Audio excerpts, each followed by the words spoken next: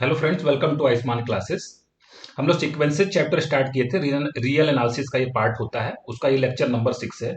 शुरुआती 5 लेक्चर्स में हम लोग सीक्वेंसेस की डेफिनेशन देख चुके हैं। तो बाउंडेड सीक्वेंस क्या होता है, मोनोटोनिक सीक्वेंस क्या होता है, उसके बाद इन्फिमम कैसे निकाला जाता है, सुप्रीमम कैसे निकाला जाता है, कन्वर्जेंट और डाइवर्जेंट सीक्वेंस क्या होती है, ये सारी चीजें हम लोग देख चुके हैं। बहुत ही इंपॉर्टेंट पार्ट है ये रियल एनालिसिस का। और इससे टीजीटी पीजीटी एंट्रेंस में निश्चित रूप से क्वेश्चन आपसे पूछे जाते हैं। यूपी एलटी ग्रेड के सिलेबस में भी ये आता है, यूपी टीजीटी के सिलेबस में आता है, डी ट्रिपल एस बी में पूछा जाता है, और भी बहुत सारे स्टेट के टीजीटी पीजीटी एंट्रेंस में पूछा जाता है। अगर आपके सिलेबस में भी ये हो तो आप इन लेक्चर्स को जरूर देखिए, पिछले लेक्चर्स को भी जरूर देखिए। उनका लिंक मैं वीडियो के नीचे डिस्क्रिप्शन बॉक्स में दे दूंगा। चैनल पे अगर आप नए हैं तो चैनल को जरूर सब्सक्राइब कर लीजिए, एक बेल का आइकन आएगा उसको भी आप प्रेस कर लीजिए ताकि मेरे वीडियोस के अपडेट्स आपको लगातार मिलते रहे। अगर आप टीजीटी पीजीटी से संबंधित कोर्सेज ज्वाइन करना चाहते हैं तो प्ले स्टोर से आयुष्मान क्लासेस ऐप आपको डाउनलोड कर लेना है और वहां पे रजिस्ट्रेशन करके आप कोर्सेज को परचेज कर सकते हैं। ये मेरा व्हाट्सएप नंबर है 8128618579। इस पे आप व्हाट्सएप करके किसी भी कोर्स के बारे में इंक्वायरी कर सकते हैं। ठीक है, चलिए आज का लेक्चर हम लोग स्टार्ट करते हैं। तो आज के लेक्चर में हम लोग पढ़ने वाले सैंडविच थ्योरम क्या होता है और इसका दूसरा नाम क्या होता है, स्क्वीज रूल भी इसका नाम होता है। ठीक है, सैंडविच थ्योरम या स्क्वीज रूल क्या है, सैंडविच थ्योरम या स्क्वीज रूल आइए देखते हैं।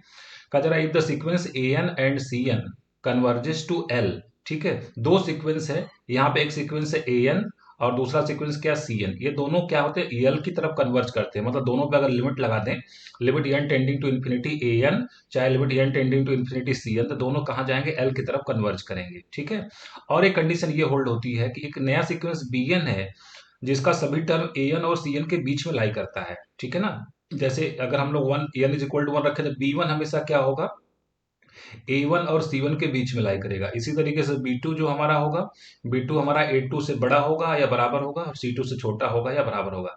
तो सारे एन के लिए ऐसी चीजें क्या करती है, होल्ड करती हैं। मतलब जो ये बी एन सीक्वेंस है इसके सारे टर्म ए एन से, ए एन वाले सीक्वेंस से बड़े या बराबर और सी एन वाले सीक्वेंस से छोटे या बराबर हैं। ठीक है, तो अगर ऐसा है तो सैंडविच थ्योरम ये कहता है कि b n also converges to L. ठीक है, मतलब लिमिट लगा, limit N tending to infinity, जो बी एन आएगा वो भी कितना आएगा, एल आएगा। ठीक है, तो कभी भी अगर आपको ये दिखे कि किसी सीक्वेंस की कोई सीक्वेंस है, ठीक है, और इसके सारे टर्म किसी दो सीक्वेंसेस, मान लिया एक सीक्वेंस है ए एन और दूसरा सीक्वेंस क्या, सी एन। ठीक है, कुछ इस तरीके का अगर आप इनइक्वालिटी अगर स्टेब्लिश कर पाए फॉर ऑल एन, अगर इस तरीके का स्टेब्लिश कर पाए तो आप यहाँ पे लिमिट लगाइए।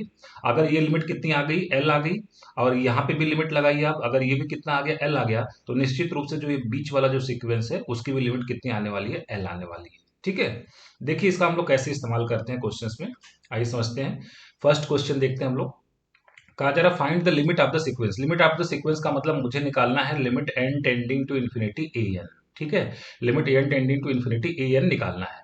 अब यहाँ पे मैं सैंडविच थ्योरम का इस्तेमाल करने वाला हूँ, क्योंकि देखिए यहाँ पे डायरेक्ट ऐसा नहीं है कि यहाँ पे ये सम के फॉर्म में लिखा हुआ तो आप डायरेक्ट यहाँ पे लिमिट सभी पे अप्लाई करते हैं, ऐसा नहीं होगा। ठीक है ना, देखिए आपको हम लोग करेंगे क्या, इसका जो सबसे छोटा मेंबर है, इसका जो सबसे छोटा मेंबर है वो कौन है, one upon n square plus n. क्योंकि डिनोमिनेटर देखिए अगर ध्यान से देखेंगे, पहले टर्म में डिनोमिनेटर कितनी है, एन स्क्वायर प्लस वन है, आगे कितना है, एन स्क्वायर प्लस टू है। तो जैसे जैसे डिनोमिनेटर बढ़ता जाएगा वैसे वैसे ये पूरा का पूरा नंबर क्या होगा, घटता जाएगा। तो जो सबसे छोटा मेंबर है वो कौन है, स्मॉलेस्ट मेंबर अगर हम लोग बात करें, स्मॉलेस्ट मेंबर ये है, और ग्रेटेस्ट मेंबर ये, सबसे बड़ा वाला टर्म ये वाला हमारा है। ठीक है, ग्रेटेस्ट टर्म की अगर हम लोग ग्रेटेस्ट की बात करें तो ये है, स्मॉलेस्ट की बात अगर हम लोग करें तो ये है। ठीक है, स्मॉलेस्ट मेंबर ये है हमारा स्मॉलेस्ट मेंबर, और ग्रेटेस्ट मेंबर हमारा ये वाला है। ठीक है ना, तो देखिए हम लोग इसको क्या करने वाले हैं, एक बार मैं क्या करता हूँ, जो ये ए एन लिखा हुआ है इसमें मैं सभी में अगर n square plus one, n square plus one लिख देता हूँ, एन नीचे में लिख देता हूँ n square plus one, n square plus one, n square plus one, n square plus one.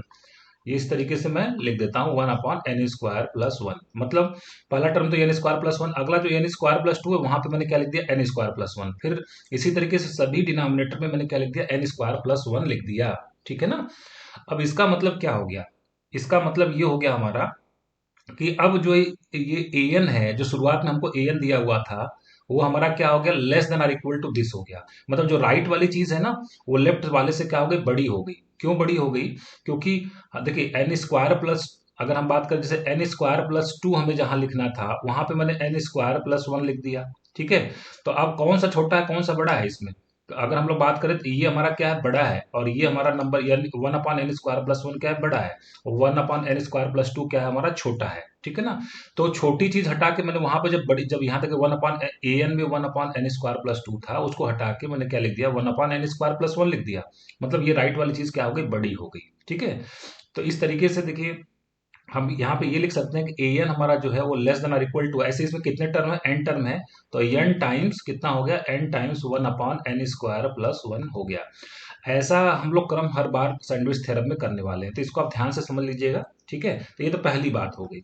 अब अगर सभी टर्म को मैं क्या करूं, फिर से मैं an को देखता हूं मैं फिर से, और अभी मैंने सभी जगह n² + 1 रखा था ना, अब मैं क्या रख देता हूं, n² + n लिख देता हूं, 1/n² + n लिख देता हूं। मतलब जो सबसे स्मॉलेस्ट मेंबर था वो नीचे में लिख देता हूं, 1/n² + n, यहाँ भी 1/n² + n, dot dot dot dot सभी में डिनोमिनेटर में मैंने क्या लिख दिया, 1/n²+n, इस तरीके से मैंने लिख दिया। अब जरा ध्यान से देखिएगा, 1/n² + 1 को हटा के मैंने यहाँ पे लिख दिया 1/n² + n लिख दिया, ठीक है। 1/n² + 1 को हटाया और वहां पे कितना लिख दिया, 1/n² + n लिख दिया। ये छोटी चीज है ना, ये छोटी चीज है, और 1/n² + 1 क्या था, बड़ी चीज था। तो पहले an में 1/n² + 1 बड़ा था, अब उसके जगह मैंने छोटा लिख दिया, ठीक है ना। तो ये जो राइट वाली चीज है वो क्या है, छोटी है, मतलब an हमारा क्या हो जाएगा, > हो जाएगा, ठीक। तो ऐसे कितने हैं, 1/n² + 1 कितने टाइम्स है, n टाइम्स है, इसका मतलब an हमारा जो होगा होगा > n टाइम्स 1/n² + n हो जाएगा, ठीक है। इसको मैं नंबर 2 बोल देता हूँ, ठीक है। इसको हम लोग क्या बोल देते हैं, नंबर 2 बोल देते हैं, ठीक है। अब देखिए अगर हम लोग बात करें तो अब हम लोगों ने क्या स्टेब्लिश कर दिया, फर्स्ट नंबर में हम लोगों ने कहा कि an हमारा जो है, an is n times n² + 1, n times n² + 1, और क्या है, n टाइम्स 1/n² + n है, ठीक है। तो देखिए ये भी एक सीक्वेंस है, और ये भी क्या है, एक सीक्वेंस है, ठीक है।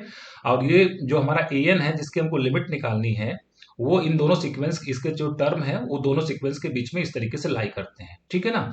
अब हमें करना क्या है, अब हम लोग इस सीक्वेंस की क्या निकालेंगे, limit n tending to infinity पे लिमिट निकालेंगे, और इस सीक्वेंस के लिमिट भी निकालेंगे n टेंडिंग टू इन्फिनिटी पे, ठीक है ना। इसको मैं कुछ देर के चाहे तो bn बोल देता हूँ, इसको क्या मैं बोल देता हूँ, cn बोल देता हूँ, ठीक है। तो अब हम लोग निकालने जा रहे हैं limit n tending to infinity bn, ठीक है। Limit n tending to infinity bn निकालने जा रहे हैं, तो क्या मिलेगा हमको यहाँ से, limit n tending to infinity, और bn कितना है, n/n² + n है, ठीक है। तो जब भी हमें लिमिट निकालना हो तो हम लोग करते क्या है, ऊपर से मतलब limit n tending to infinity जब भी हमको निकालना हो तो हम लोग करते n² + n, ठीक है। जब भी हमको लिमिट निकालना हो तो ऊपर से n टेंडिंग टू इन्फिनिटी पे निकालना हो तो ऊपर से n की हाईएस्ट पावर कॉमन लेते हैं, और नीचे से भी n की हाईएस्ट पावर हम लोग कॉमन ले लेते हैं, ठीक है ना। तो देखिए यहाँ ऊपर से n कॉमन कर लिया हमने, ठीक है ना, ऊपर से n हमने कॉमन कर लिया, नीचे से भी हमने n कॉमन कर लिया, तो कितना मिल जाएगा, n+1 मिल जाएगा, यहाँ से n कट जाएगा। अब हमारे पास क्या बचता है, limit n tending to infinity, और कितना बन जाएगा, 1/n+1, ठीक है ना। तो इन्फिनिटी जब इसमें रखेंगे तो 1/∞+1 मतलब कितना आ जाएगा, इन्फिनिटी, और 1/∞ कितना हो जाएगा, 0 हो जाएगा। तो इसकी लिमिट कितनी आ रही, bn जो लेफ्ट वाली जो सीक्वेंस है उसकी लिमिट कितनी आ रही है, 0 आ रही है। अब cn की लिमिट निकालते हैं, ठीक है ना। तो limit n tending to infinity cn अगर हम लोग निकालें, तो यहाँ पे हमको क्या निकालना है, limit n tending to infinity, और n अपॉन कितना निकालना है, n² + 1 निकालना है, n/n² + 1 निकालना है, ठीक है। इसको ऊपर नीचे मैं n से डिवाइड कर देता हूँ, तो limit n tending to infinity कितना हो जाएगा, 1/n+1/n हो जाएगा, ठीक है ना। 1 यहाँ से कितना हो जाएगा, 1/n, यहाँ से n हमने ऊपर नीचे n से हमने क्या किया, डिवाइड किया, तो कितना आ जाएगा, n+1/n हो जाएगा, ठीक है ना।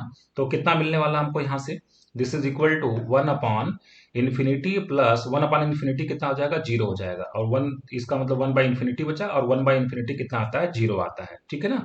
तो देखिए हम लोगों ने ये सैंडविच थ्योरम अब हम लगा सकते हैं कि ये जो हमारा an है, ये हमें हमेशा bn से > और cn से > है फॉर ऑल n, और इसकी जो लिमिट है वो कितनी आ रही है, 0 आ रही है, और इसकी भी लिमिट कितनी आ रही है, 0 आ रही है।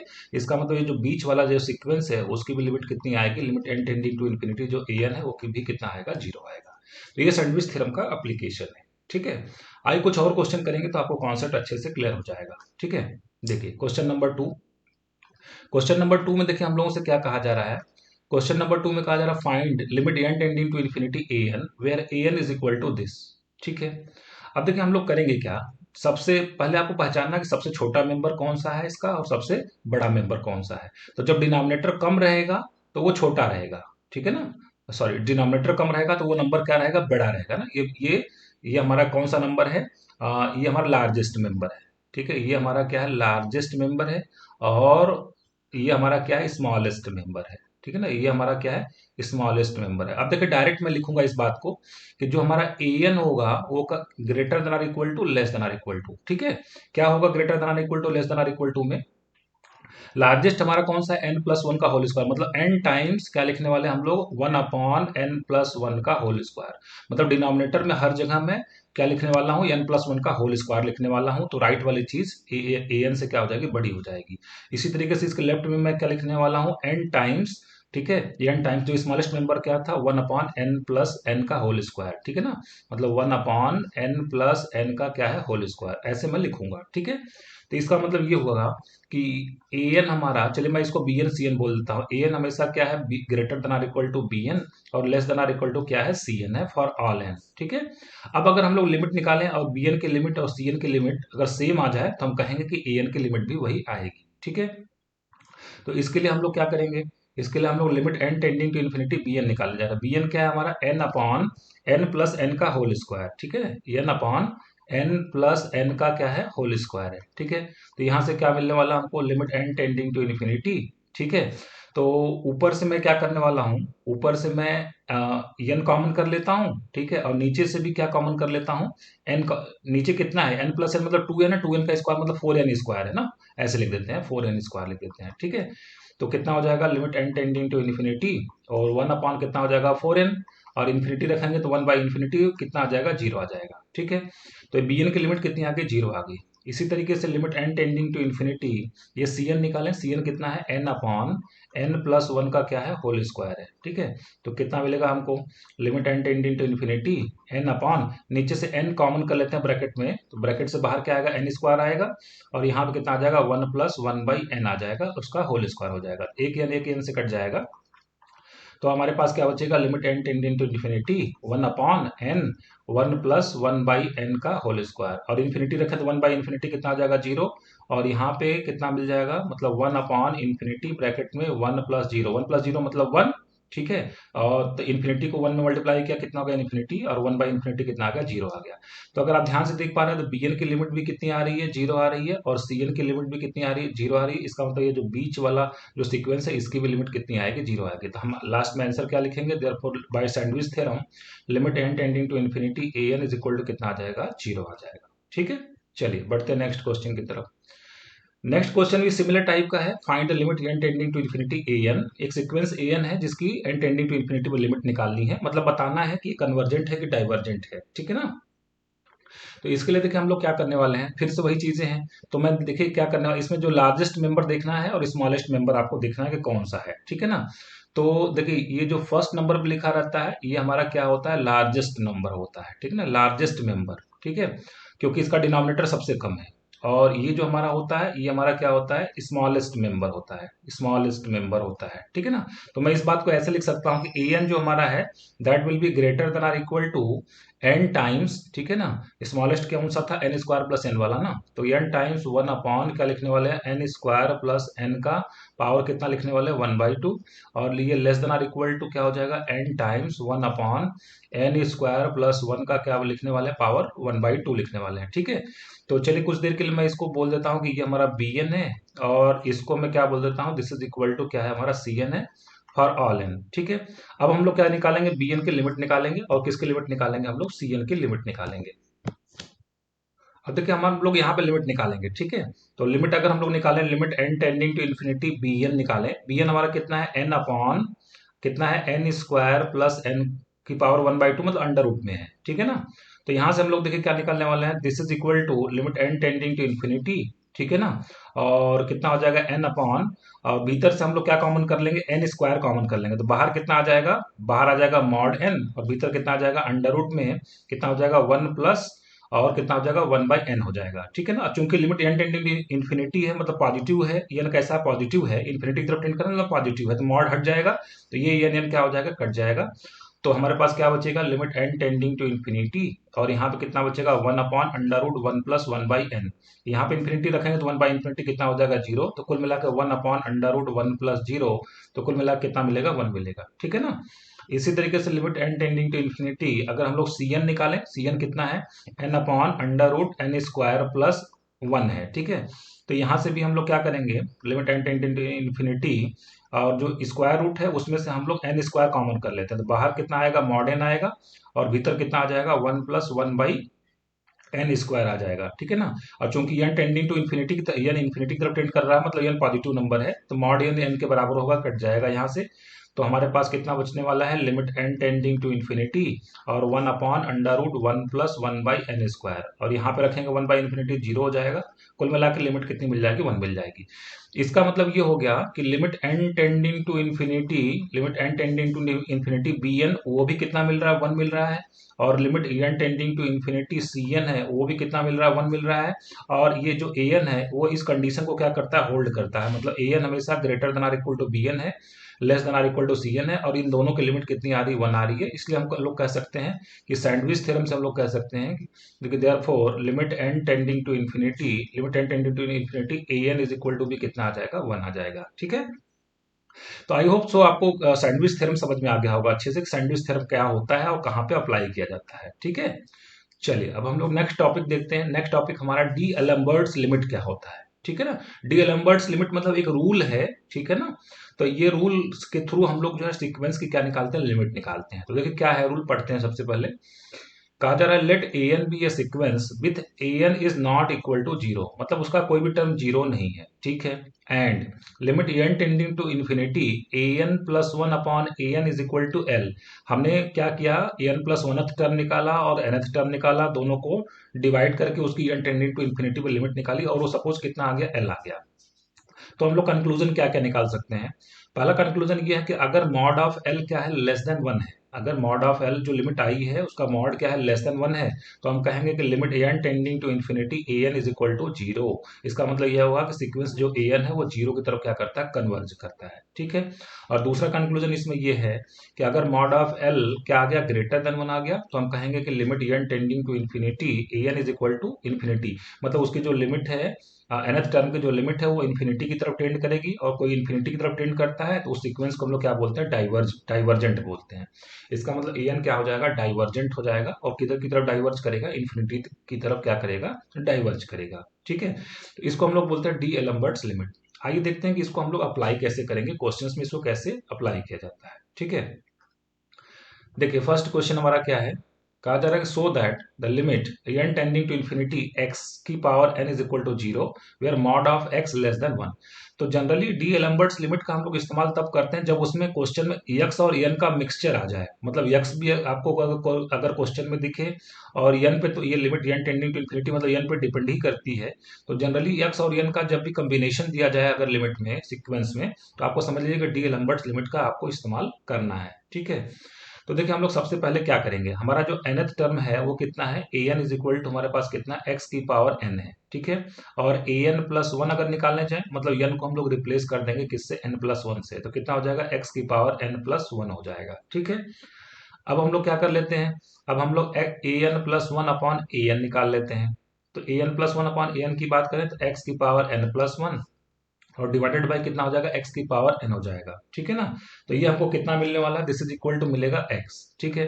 अब मैं अगर निकालूं यहाँ पे limit n tending to infinity, limit n tending to infinity A n + 1/an निकालें, इसका मतलब मुझे क्या निकालना है, मुझे निकालना है limit n tending to infinity, ठीक है, limit n tending to infinity, और यहाँ पे क्या है x है, ठीक है ना, क्योंकि ए एन + 1/an की वैल्यू कितनी आ चुकी है, x आ चुकी है। अब देखिए लिमिट हमारी n पे डिपेंड कर रही है और ये x है, x तो n से इंडिपेंडेंट है, मतलब x बाहर हो जाएगा, तो कुल मिलाकर हमारी जो लिमिट है वो कितनी आ जाएगी, x आ जाएगी। अब देखिए यहाँ पे इन्होंने x पे कंडीशन दे रखा है कि मॉड ऑफ x कितना है, लेस देन 1 है।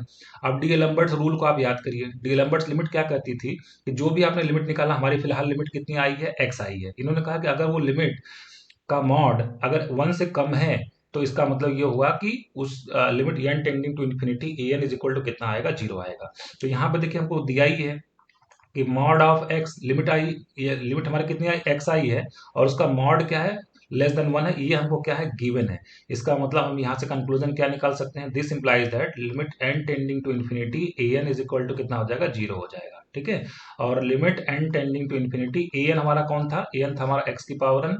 तो इसका मतलब limit N tending to infinity x की पावर एन कितना हो जाएगा, 0। ये कब हो जाएगा, व्हेन मॉड ऑफ एक्स क्या है, लेस देन 1 है। ठीक है, तो इस तरीके से हम लोग डी एलम्बर्ट्स लिमिट का इस्तेमाल करते हैं। आइए नेक्स्ट क्वेश्चन देखते हैं कि डी एलम्बर्ट्स लिमिट का इस्तेमाल और कुछ क्वेश्चन में करके दिखा देता हूं।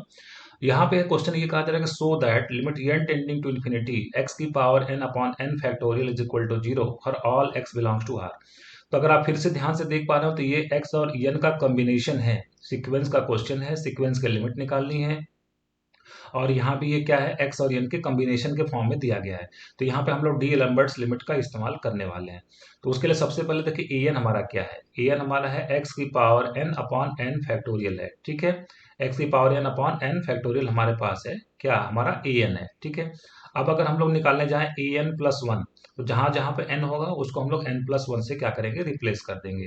तो कितना मिल जाएगा हमको, x की पावर n प्लस वन मिल जाएगा, और नीचे हमारे पास कितना हो जाएगा, n प्लस वन का फैक्टोरियल हो जाएगा। ठीक है, अब देखिए अब हम लोग क्या निकालने जा रहे हैं, अब हम लोग निकालेंगे ए n plus one upon a N निकालेंगे। तो ए एन प्लस वन हमारे पास कितना है, x की power n plus one upon कितना है, n प्लस वन का फैक्टोरियल। ठीक है, और डिवाइडेड बाई ए एन, इसका मतलब कितना हो जाएगा, x की n फैक्टोरियल अपॉन कितना हो जाएगा, x की पावर n हो जाएगा। ठीक है, इसको थोड़ा सा सिंप्लीफाई करेंगे, x की पावर n, यहाँ पे x की पावर n से पावर कट जाएगा, मतलब यहाँ पे हमारे पास क्या बचेगा, x बचेगा, और n प्लस वन फैक्टोरियल जो नीचे है उसमें से n प्लस वन को बाहर करेंगे तो कितना मिलेगा, ये अगर सिंप्लीफाई करें इसको, देखिए n प्लस वन फैक्टोरियल को अगर हम लोग सिंप्लीफाई करें तो इसमें से अगर n प्लस वन बाहर ले लें तो भीतर क्या बचने वाला, n फैक्टोरियल बचने वाला। तो n फैक्टोरियल से कट जाएगा, मतलब नीचे ये अगर इसको काटे हैं तो नीचे क्या बचने वाला, n प्लस वन बचने वाला है। इसका मतलब हमारा ए n plus one upon a N क्या बचा, ऊपर हमारे पास x बचा है और नीचे कितना बचा है, n प्लस वन बचा है। ठीक है, अब हम लोग लिमिट निकालेंगे। ठीक है, अब हम लोग लिमिट निकालते हैं, तो limit n tending to infinity A n plus one upon a n निकालते हैं, तो कितना मिलेगा हमको, limit n tending to infinity, limit n tending to infinity, तो हमारे देखिए limit N tending to infinity और a n plus one upon, मतलब ये कितना हो जाएगा, एक्स अपॉन कितना हो जाएगा, एन प्लस वन हो जाएगा। अब देखिए यहाँ पे ये लिमिट एन पे डिपेंड करती है, तो एक्स तो कांस्टेंट बाहर हो जाएगा, तो limit N tending to infinity और कितना हमारे पास है, one upon n plus one है। तो यहाँ पे इन्फिनिटी रखेंगे तो नीचे कितना हो जाएगा, वन इन्फिनिटी हो जाएगा, मतलब x into one upon infinity plus one, मतलब वन बाई इन्फिनिटी कितना हो जाएगा, 0 हो जाएगा। ठीक है ना, वन बाई इन्फिनिटी हमारे पास कितना हो जाएगा, 0 हो जाएगा, मतलब x into zero is equal to कितना हमारे पास आ जाएगा, 0। ये हमारे पास आ जाएगा 0, और अगर हम लोग बात करें तो 0, ये 0 आ जाएगा for all x belongs to r आ जाएगा। तो आपने देखा कि limit n tending to infinity और a n plus one upon a n plus one upon a n जो हम लोग ने निकाला वो कितना आया, 0, और 0 हमेशा क्या होता है, लेस देन 1 होता है। इसका मतलब अगर डी एलम्बर्ट्स लिमिट का हम लोग इस्तेमाल करें तो हम लोग यहाँ पे क्या लिख सकते हैं कि जो limit n tending to infinity A n है वो किधर की तरफ कन्वर्ज करेगा, 0 की तरफ क्या करेगा, कन्वर्ज करेगा। मतलब इसका आंसर कितना आ जाएगा, limit n tending to infinity और x की power n upon n factorial हमारा कितना आ जाएगा, 0 आ जाएगा। तो यही हमारा क्या हो जाएगा, आंसर हो जाएगा। ठीक है, तो फ्रेंड्स आज के लेक्चर में हम लोगों ने दो चीजों को कवर किया, एक तो हमारा क्या था, एक तो हमारा था डी एलम्बर्ट्स लिमिट क्या होती है, दूसरा सैंडविच थ्योरम क्या होता है। इन दोनों चीजों को हम लोगों ने कवर किया। ठीक है, तो आई होप आसो आपको ये जो है चीजें समझ में आई होंगी। अगर लेक्चर पसंद आया होगा तो एक लाइक का बटन दबाना नहीं भूलिएगा। इसके आगे की चीजें जो है उसको हम लोग नेक्स्ट लेक्चर